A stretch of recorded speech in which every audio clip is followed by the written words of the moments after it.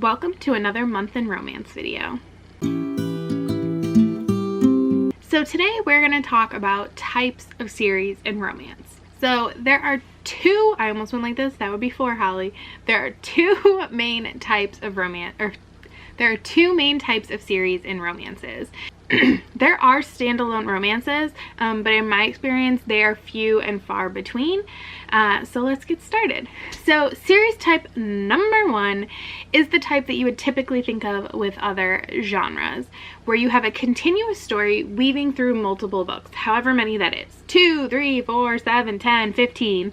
The couple, and I'm going to use couple here just for ease of not saying too many words, but a couple or more people as the relationship and the romance in that story requires, I guess. May get together in the first book and then they face struggles throughout the series, or they could be building a romance throughout the series through multiple books with a bunch of issues. An example, I see this a ton in paranormal romance, at least in my experience. You also see it a lot in new adult contemporary. In new adult contemporary, it'll come across a lot in like duologies. So examples in paranormal would be like Janine Frost's Night Huntress series, the Cat and Bones books, or her Night Prince books, or like anything she writes really. And in new adult, you would see this in things like Krista and Becca Ritchie's books. Their books actually kind of go through the two types, but like the Addicted series are 5 books following the same couple, Lily and Lo. So that's an example there. And then there's the series of companion books. Now this one I think is much more common in the romance genre.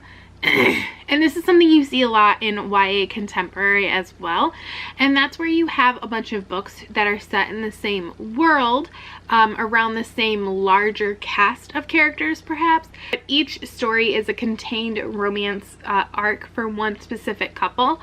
You're gonna have things like the Black Dagger Brotherhood by J.R. Ward for paranormal, or you're gonna have something like the Wallflower series by Lisa Kleypas, where each story follows a different girl in this group of friends, or the Bridgerton series by Julia Quinn, or in new adult contemporary romance, things like the Brooklyn Bruiser series by Serena Bowen, or her Ivy Years series.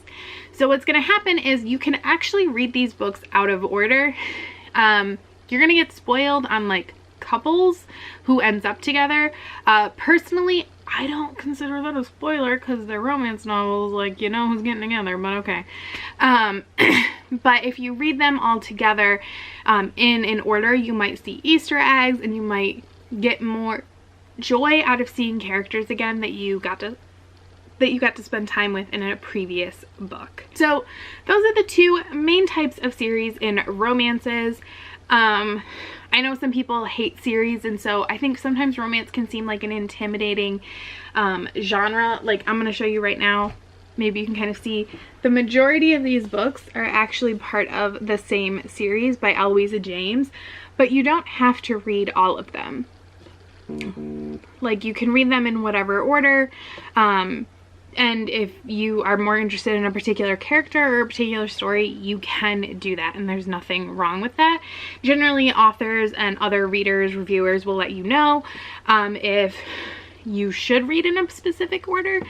But if you're not a series person, don't be put off by the genre just because you're like, everything's a series.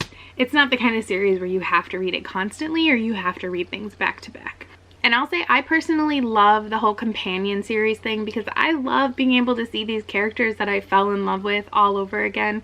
Like I love Serena Bowen's books because her world is like so big at this point. Like the Ivy Years feeds into the Brooklyn Bruiser series, which is now feeding into like the True North series and the Company series, and I love that. You don't have to read all of them. You don't have to read them in a specific order, like I said.